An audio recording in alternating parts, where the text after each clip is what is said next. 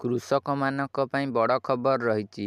ଅନେକ ଲୋକ ଏପର୍ଯ୍ୟନ୍ତ ପ୍ରଧାନମନ୍ତ୍ରୀ କିଷାନ ସମ୍ମାନ ନିଧି ଯୋଜନାର ଇ-କେୱାଇସି କରିନାହାନ୍ତି। ଏଭଳି ପରିସ୍ଥିତିରେ କେନ୍ଦ୍ର ସରକାର ଏକ ବଡ଼ ଗୁରୁତ୍ୱପୂର୍ଣ୍ଣ ନିଷ୍ପତ୍ତି ନେଇଛନ୍ତି। କ୍ଷୁଦ୍ର ଚାଷୀଙ୍କୁ ଆର୍ଥିକ ସହାୟତା ଯୋଗାଇବା ପାଇଁ କେନ୍ଦ୍ର ସରକାର ପ୍ରଧାନମନ୍ତ୍ରୀ କିଷାନ ସମ୍ମାନ ନିଧି ଯୋଜନା କାର୍ଯ୍ୟକାରୀ କରୁଛନ୍ତି।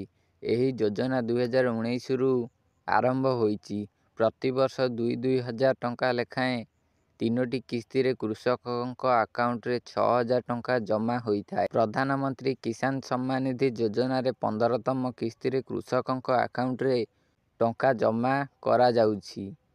ଖୁବ୍ ଶୀଘ୍ର 16ତମ କିସ୍ତି ଟଙ୍କା ମଧ୍ୟ ଆକାଉଣ୍ଟରେ ଜମା ହେବ। ତେବେ ଏହାରି ଭିତରେ କେନ୍ଦ୍ର ସରକାର ଜାଣିବାକୁ ପାଉଛନ୍ତି ଯେ ଅଧିକାଂଶ ହିତାଧିକାରୀ ଅଯୋଗ୍ୟ ଏବଂ ଇ-କେୱାଇସି କରିନାହାନ୍ତି।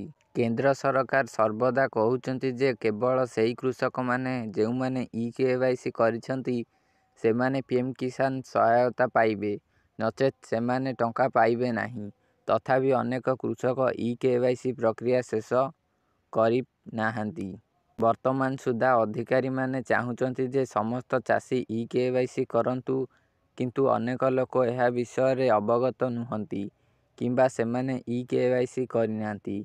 ଏହି କ୍ରମରେ କେନ୍ଦ୍ର ସରକାର ହିତାଧିକାରୀଙ୍କୁ ଗ୍ରାମକୁ ଯାଇ କୃଷକମାନଙ୍କୁ ଅବଗତ କରାଇବାକୁ ନିର୍ଦ୍ଦେଶ ଦେଇଛନ୍ତି। ଅଧିକାରୀମାନେ 12ରୁ 21 ଫେବୃଆରୀ ପର୍ଯ୍ୟନ୍ତ ଗ୍ରାମଗୁଡ଼ିକରେ ଶିବିର ଆୟୋଜନ କରିବେ ଏବଂ ଇ-କେୱାଇସି ପ୍ରକ୍ରିୟା ସମାପ୍ତ କରିବେ। ସେହି କୃଷକମାନେ ଯେଉଁମାନେ ଏପର୍ଯ୍ୟନ୍ତ ଏହି ଇ-କେୱାଇସି କରିନାହାନ୍ତି, ଅଧିକାରୀମାନେ ଗାଁକୁ ଆସିବା ପରେ ସେମାନେ ଏହାକୁ ସମ୍ପୂର୍ଣ୍ଣ କରିବା ଉଚିତ। ଯେଉଁମାନେ ଇ-କେୱାଇସି ସମ୍ପୂର୍ଣ୍ଣ କରିବେ ସେମାନେ ହିଁ ଟଙ୍କା ପାଇବେ। ପିଏମ୍ କିଷାନ ଯୋଜନା ଇ-କେୱାଇସି ମଧ୍ୟ ସହଜରେ ଅନଲାଇନରେ କରାଯାଇପାରିବ।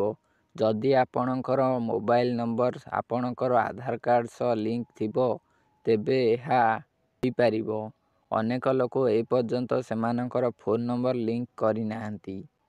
ଯଦି ଆପଣଙ୍କର ଫୋନ ନମ୍ବର ଆପଣଙ୍କର ଆଧାର କାର୍ଡ ସହିତ ଲିଙ୍କ ହୋଇସାରିଛି, ତେବେ ଆପଣମାନେ ପିଏମ୍ କିଷାନ ଯୋଜନାର ଅଫିସିଆଲ ୱେବସାଇଟକୁ ଯାଇ ଏହି ଇ-କେୱାଇସି ବିକଳ୍ପ ସେଠାରେ ଦୃଶ୍ୟମାନ ହେବ। ଆପଣ ସେଇଠି ଆଧାର ନମ୍ବର ତାପରେ ଫୋନ ନମ୍ବର ପ୍ରବେଶ କରିବେ।